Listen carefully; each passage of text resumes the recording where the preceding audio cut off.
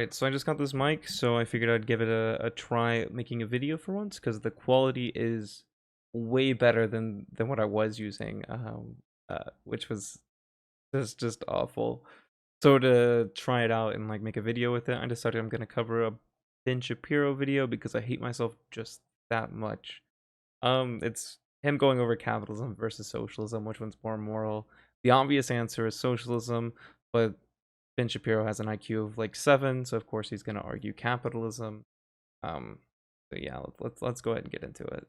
So let's talk about fishing with dynamite. I think It this is really some is author interesting. who It's wrote some about book. two theories of capitalism, what you term stakeholder and shareholder capitalism. Maybe you can talk about the difference between the two. We need people who really believe in markets. I mean, you and I both know, and you've documented this well in your last two excellent books. Anyone who thinks Ben Shapiro's books are excellent is immediately telling me that they know nothing about politics. If you think Ben Shapiro has good takes politically, you're politically illiterate. That, you know, it's capitalism has pulled 2 billion of our brothers and sisters out of poverty. Now, this is true. Capitalists like to make this argument a lot because it is a good thing that came from capitalism. Is that people do gain from capitalism. The industrialization that came from capitalism definitely helped a lot of people. And as capitalism does better, people do feel the gains of that. Marx even like admitted this, saying like the working class would feel the gains of capitalism as it expanded and grew, but it would be at such a disproportionate rate compared to the capital owners. Um, and this has a real issue with the emancipation of humanity as a whole, and overall, like this is more of a moral argument, but I'm going to go with it because this is about morality. um the satisfaction and happiness and well-being of the people within the system. So in capitalism, basically you would have like well, I guess I'll start with this. Okay, you have more satisfaction, and this isn't to say socialism would make people poor, because it fucking wouldn't. That's such a stupid argument. But let's say, for example, your economy was poor. So, and we'll use like something like,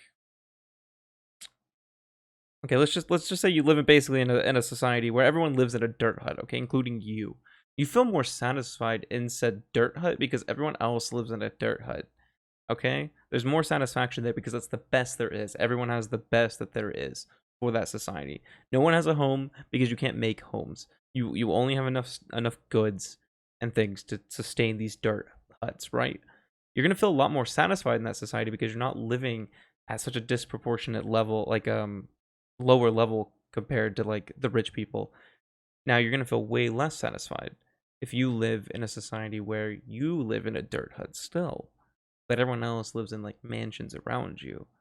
Um, which is what we see happen in capitalism, because one of the things that happens in capitalism is even though everyone gains from it, the business owners and capital owners will gain more proportionate to the workers, and it creates this like divide where all of a sudden like you have people like business owners who own like 7 mansions, but then you have like people working people that can barely like afford a duplex. And the thing is if we were all like living in like, say, normal size homes, no one was living in big mansions, no one was living in um poor duplexes, there'd be overall satisfaction and happiness within the society. Everyone would be happier, everyone had what they needed, no one is way less than another. um Now, this isn't to say that we should live like in poor homes just to make everyone equal. Of course, in socialism, we'd be able to control the things that we wanted to produce. So if we decided everyone wanted to live in a big home, we could like demand the production of big homes for everyone.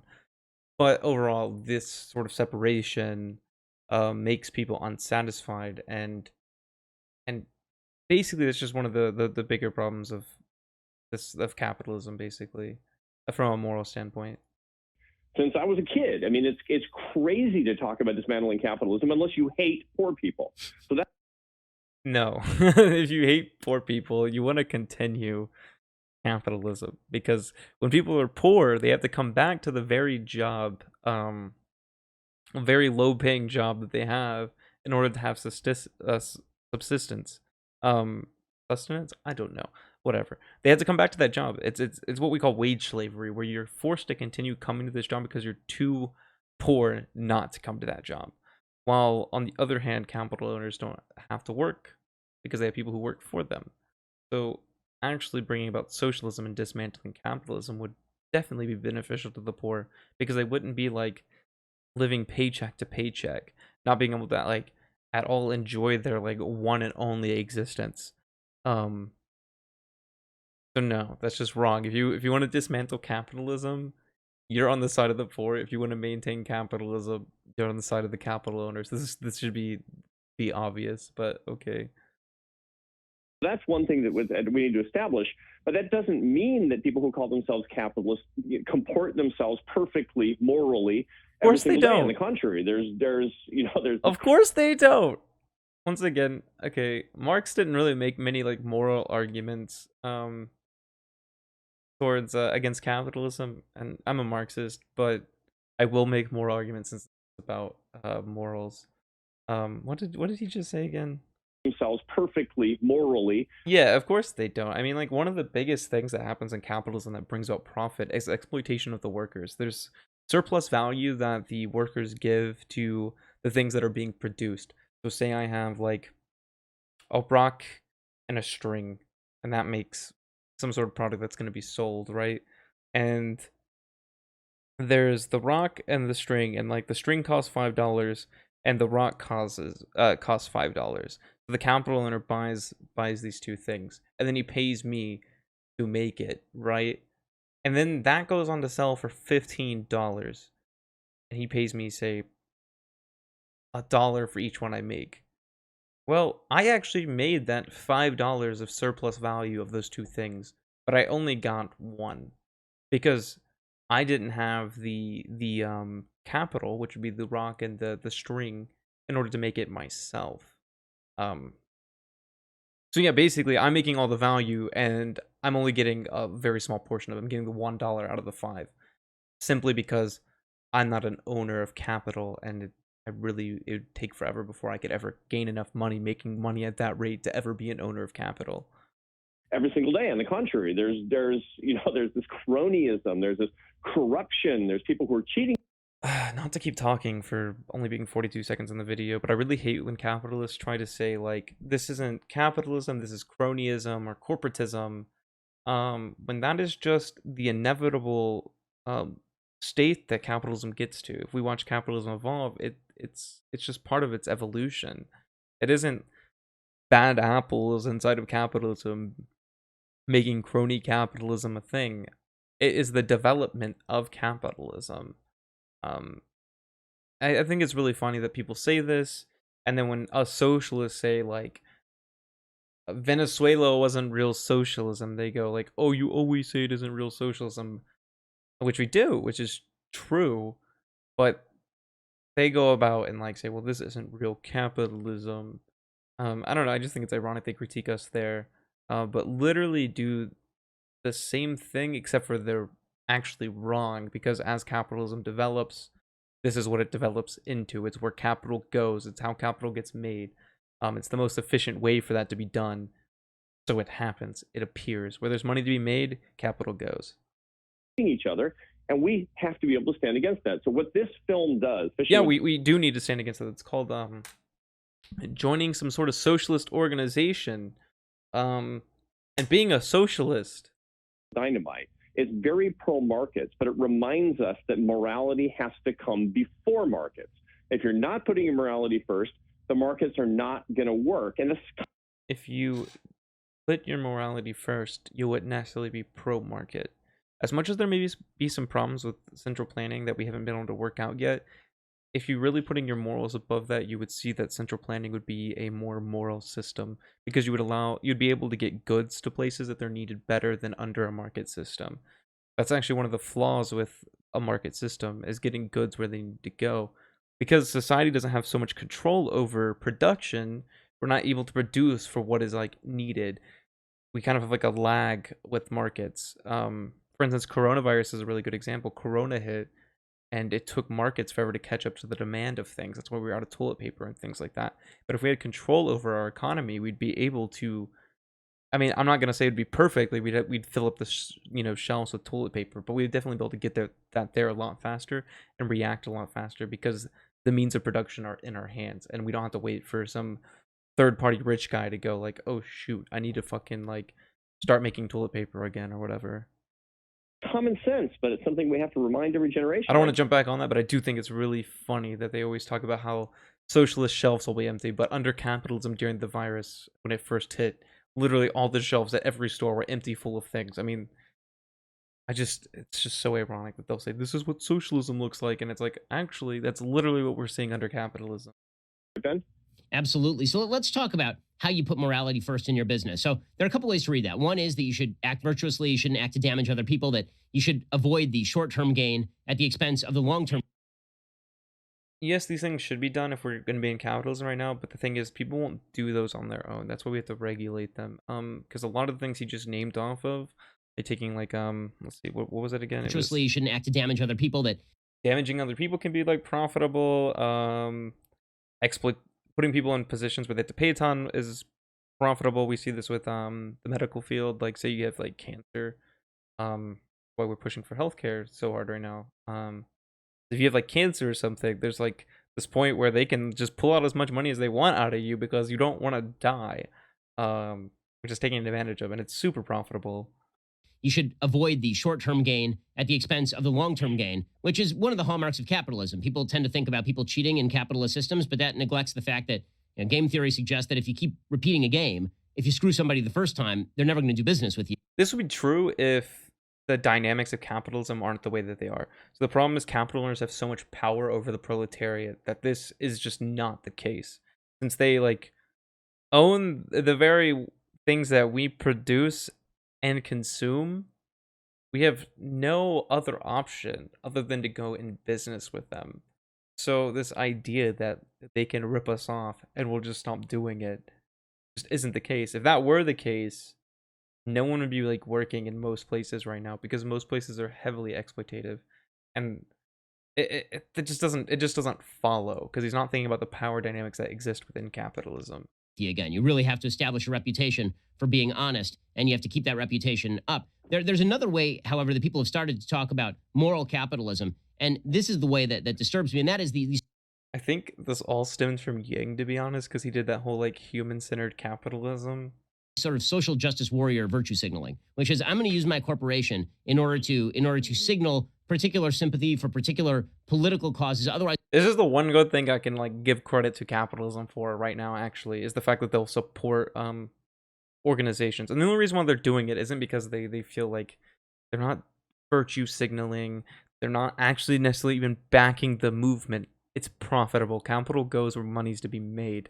And like say the companies that are getting involved with Black Lives Matter, that's a way for them to market and get more people to buy their goods. They're not doing it because they necessarily like have some moral justification. Maybe in some rare cases, but overall it's because it's profitable.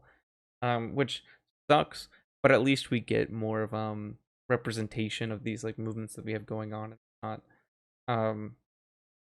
But it's the one thing that I can like give towards capitalism is it helps this out, even if it is just commodification of like movements, which is one bad thing of capitalism. But it's at least like one of the good things. Funny that he hates the one thing I can give capitalism any credit for. People won't know that we're a quote unquote moral corporation. Meanwhile, we're doing business with the Chinese to exploit Uyghur labor. That subtle racism. At the same time, I'm putting up a black square on my Chinese. Twitter page. How do we distinguish between what moral capitalism actually looks like? Moral capitalism starts with people behaving morally according to their own consciences and their own sense of what morality really is. This is very important for us to remember that immoral people are not. It's kind of weird because morality is pretty subjective. Not going to have moral capitalism or moral anything. They're not going to have moral families. They're not going to have moral lives. Capitalism is just a machine. It's like your car. I don't understand that. You could do something immoral while like being moral in other aspects. Like I could be really moral to my family, but then like also be a serial killer on the side. So that doesn't really follow either. I can use my car for great good to get myself to work and to support my family. I can use my car for great evil. I can get drunk and accidentally drive through my neighborhood. Okay, the problem with this analogy is he's assuming like the car doesn't have any inherent flaws. which is what capitalism is. He's talking about the mode of production being like a car that he fully controls. But within capitalism, there's contradictions that us as individuals can't really control unless we just want to get rid of the mode of production. So something that would be more analogous to what he's trying to say is like, if I was gonna drive a car and it had a turn on it and it shot everything it could like pick up, that's capitalism. Because even if you're a moral person, like, and you start like some business and it blows up, it doesn't matter how moral you are, the system and how it functions is going to be immoral. It's going to take advantage of people, it's going to exploit people, etc., and so on. Neighbor's house and kill them while they watch TV. What's the difference? Me, not my car. And the same thing is true of capitalism. Now, when people are moral, when we're paying attention to the dictates of our conscience, when I'm paying attention to my faith, you, yours, other people to their secular philosophy, as long. The thing is, when sometimes people keep up with their faith, I would say they do immoral things. Like I would say, like hating against gays because of your faith, or like excusing certain groups of people getting shot, or shooting those people because it's in your faith. I'd say those are still immoral actions. I don't think faith really is a good determinant for morality. It's putting other Not to be an edgy atheist or anything. people first, serving your neighbor, lifting people up. Then capitalism's the best. It's much better than socialism. Capitalism was the best. It's not the best now, okay? I will grant that capitalism was once a good thing. It led to industrialization and things like that, but it has inherent contradictions that are bad, and it's time to like try to slowly get rid of it. Like, we can go really slow if you want. We can push for incremental change. We can have discussions about how we do this, but we know that we need to get rid of it because we're seeing the bust and booms. We felt that the crashes. We can literally see the wealth inequality, the income inequality. We can see all of the contradictions within capitalism growing bigger and bigger. And I think if you're just not willing to admit those are things, you're literally just blind. Or if you're a capitalist and it's not in your class interest. It rewards actually less greed, but morals. Where does capitalism reward less greed? Someone please show me. There may be like one or two cases, but I guarantee if you're more greedy, you're going to make more money. You make more money if you pay your workers less. I would say that's greed. You make more money when you get people in like circumstances, like I pointed out the medical like example earlier, where someone's like has to pay all of these medical bills because they don't want to die. That's like exploiting them. That's greed. Greed in capitalism gets rewarded. This is one of the major flaws within capitalism, is that it, like Marx, a lot of people think Marx said that there was no inherent human nature. He did think there was inherent human nature, but he believed that it was shaped by the social relations to like, well, overall society, but including production. And our mode of production, capitalism, is one of those things that promotes us to be greedy. It's what makes part of our human nature, what seems to be our human nature, be what it is. Have to come before the markets or nothing will work. So there are libertarians in the audience right now who are shaking their heads. They're saying, well, you don't really need morality. The incentives of the market drive a moral outcome. You don't need a pre-existing virtuous people. The incentives of the market, as I say, they drive you toward honesty, because obviously if you screw other people enough, people won't do business with you. What do you say to libertarians who say we're putting too much focus on virtue in capitalism and the system itself sort of checks and balances against people who are endemically corrupt? I wish it were true. My answer is I wish it were true. In the same way that I wish that Facebook would make us all not lonely, and that artificial intelligence would sort out. I find this really weird because they're saying they're hating on libertarians now, which good. Good. If you're a libertarian, you don't know what you're talking about. But they're saying like the difference between their look on capitalism and libertarians' look is that libertarians say that the market will figure it out.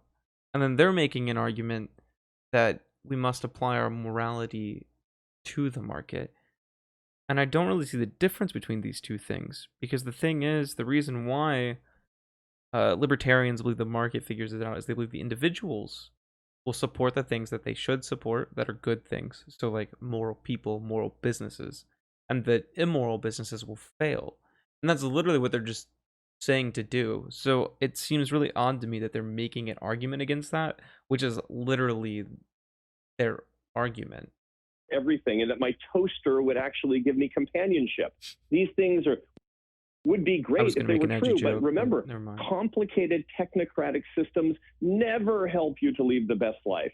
That's why scientific socialism leads to misery, because it's I don't think he's using scientific socialism in the way that I normally think about it, which is like the Marxist sense of socialism, like utopian socialism versus scientific socialism. But I wish he would know what that meant before talking about it as if it was like this weird, like technocratic thing. it's substituting a machine for the human heart. Why scientific public administration. Does he think that we're trying to replace all jobs with like machines to have socialism? Because one, that'd be base because we wouldn't have to do much work. But two, no one's really arguing that because automation isn't that level. So I don't really understand what little tangent he's going on right now. Which looks at human society as some Newtonian system, why it doesn't work. Capitalism is great, but capitalism can only ever be added to virtue to move human prosperity and human goodness forward. See, he's literally talking about what libertarians are saying, where like if businesses are bad, they'll stop getting support, and if businesses are good, they'll get more support. So the bad businesses will fall out. The market will, the invisible hand will guide the market. They're literally making the same argument. They're just putting more emphasis on the individual like morality, I guess, while libertarians are just seeing that as an inherent part of like people being a part of a market. I just don't see the argument here. It's kind of weird. It can never be a substitute for the human heart. Anytime we try to do it, we get in trouble. So does that necessitate any systemic changes to how we do free markets? So I know that there are people out there, they call themselves sort of the common good conservatives, who have suggested that the government should get deeply involved in regulating business, specifically because business won't hold to the good. They don't trust. True. Just a part of capitalism. Capitalism will go wherever money can be made, and sometimes that's in really bad areas. Like I pointed to the medical example again. Americans to act morally. They suggest that the corporations are engaging in shareholder capitalism rather than stakeholder capitalism. Tucker Carlson famously did a monologue where he railed against companies that would buy out other companies and then sell off the assets or reorganize those companies. Do you think that that is a proper take on it? It seems to me that that's a bridge too far. Can we get some right infighting? Ben Shapiro versus Tucker Carlson? I would pay to watch that. Oh my god. It'd be like two like headless chickens like fighting. Much is a bridge too far. Here's the thing for us to remember, and this goes all the way back to Adam Smith. This is not new stuff. I'm not breaking any new ground here. I don't think he's ever but read Adam Smith actually has something to teach modern conservatives. We've kind of forgotten a lot. And Hayek, who's much more recent, said the same thing. Look, the government's got 4 big jobs, which is to sort out market failures. When there's monopoly, that's something that private markets don't sort out very well. Externalities like pollution, information problems like crime, public goods like trying to stand up an army. Those are things that are the proper areas for government to be paying attention to. And one more thing, Ben, and this is something that Hayek talked about a lot, which is our opportunity, our privilege to be able to support our brothers and sisters who are in need. In other words, a welfare system is a really good thing. For my money, it's one of the great achievements of capitalism because... Okay. He says it's one of the great achievements of capitalism, and it is because it allows us to produce a lot, but it's more industrialization. You could do a welfare state in any sort of industrial society, even maybe not. Maybe it wouldn't have to be industrial, but for the sake of what I'm going to say, it would most likely be, because you could produce a lot of goods. So even under socialism, where we had decommodification, we had workers owning the means of production, you could produce enough to have a welfare state. Socialism doesn't like negate that, and capitalism isn't the only thing that can produce enough to have a welfare state. I mean, like with a planned economy, you could literally plan a welfare state. So I wouldn't give this idea of like the welfare state that can help everyone is only can exist under capitalism. That's just not the case. Also, I'm pretty sure like most of these people are like anti-welfare state. Like I'm pretty sure Ben Shapiro is down to like roll back a lot of things in the welfare state. Capitalism can provide the largesse that can create the welfare system. And that's a good thing for government to do within the boundaries of making sure that we treat our brothers and sisters truly as assets and not liabilities to our society. But those are the things that government's supposed to do. Everything else is just extraneous and rent-seeking and special interests. And that's a lot of what people are talking about when they try to rejigger capitalism. It's not good for capitalism, and it's not good for people. So when we re-educate people toward virtue, when we move them toward shareholder capitalism and toward stakeholder capitalism, how do we... You say re-education? I would love to send Benny Boyd to a re-education camp. teach people to make that transition? Because a lot of people just buy stock and then they say, okay, your job is to maximize my share price. I need you to maximize the... I love that he acts like this is problematic, but I remember specifically, I watched his political compass video where he did like the political compass, and one of the questions was, companies only have a duty to bring profit to their shareholders. And I could be wrong, but I'm pretty sure I remember him saying that that was the case. That is all a company is responsible for, is bringing profits to the shareholders. I don't remember, maybe it wasn't a strongly agree, maybe it was like a soft agree, but I'm pretty sure he was on the agree side of that. Dividend that I receive. So how do we shift people's thinking on this sort of stuff? Well, we shift people's thinking about this by remembering that we don't really get very much satisfaction from rewarding people who are hurting others. I mean, when you find out that a corporation is acting not virtuously or actually nefariously or in a corrupt fashion, it gives you zero satisfaction to work. Sure, it could give you zero satisfaction, but given the power dynamics within capitalism, a lot of these companies, even though they do bad things, are still able to flourish. For that corporation, to be part of the board of that corporation, to be an executive, or even to invest in it. And so what we need is a lot more transparency about actually what's going on. And then we need to ask people to make conscious decisions in their own investment, in their own purchase. These things that he's saying is just describing what libertarians think people will do in a market. So I really don't understand this like a non-argument they're having, where they're like, well, libertarians are saying the markets will figure it out. We're saying we need to have morality, so the people within the markets can figure it out, which is the exact same thing. It's literally the exact same thing. Because when libertarians are saying the markets will figure out, they're saying the people that control the markets, which is everyone, will figure it out by saying what's good, what's bad. They're literally making the same arguments. It's the whole like non-argument. And also now they're not even arguing against socialism because they can't. So they're arguing against like a bad form of capitalism, which is just capitalism and development. In their own employment decisions and hold each other to higher moral standards. That's really what it comes down to. Look, we held people at a higher moral standards when it came to our economy, we'd be moving out of capitalism. We'd at least be in something like social democracy. It's really not that hard. Then there's no substitute for being a full human being. Anytime in modern society somebody's trying to substitute a technocratic system that takes human morality and human conscience and human decision-making out of the... I'm really confused why he keeps going on to this technocratic thing. Nothing about socialism is technocratic. ...equation, they're going to screw... Also, technocracy, I'm not the biggest fan of it, but there could be some benefits to technocracy. ...screw it up, and you're going to get something that's a distorted version of what it should have been in the first place. You know, I know that you're a traditional religious believer, and you believe that God made people to treat each other in God's image. You don't have to be religious to think that morality... Yeah, Ben, God taught you to teach people...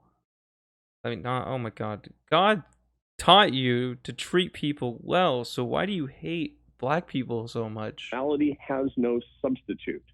Well, Arthur Brooks, professor of the practice of public leadership at Harvard Kennedy School, Arthur C. Patterson, faculty fellow at Harvard Business School. So, Arthur, I'd be remiss if I didn't radically shift topics at this point and ask you about what you think of the state of the country. Obviously, we're seeing chaos in the streets. It seems like Americans increasingly don't like each other very much. So, you're talking a lot about virtue and seeing our fellow man as our fellow man. It seems like that's falling away pretty quickly. To what do you attribute that? And is there a recovery available here? Okay. Well, I'm not going to go through the rest of this because I was more interested in the capitalism versus socialism thing, and I really just want to test out this mic, but I'll answer that question that he presented.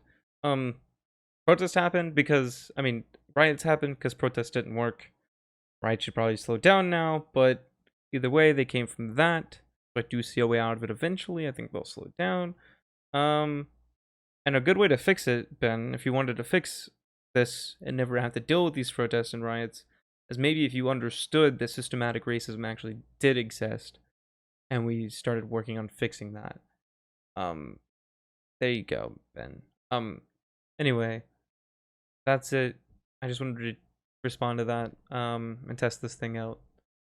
So see you next time.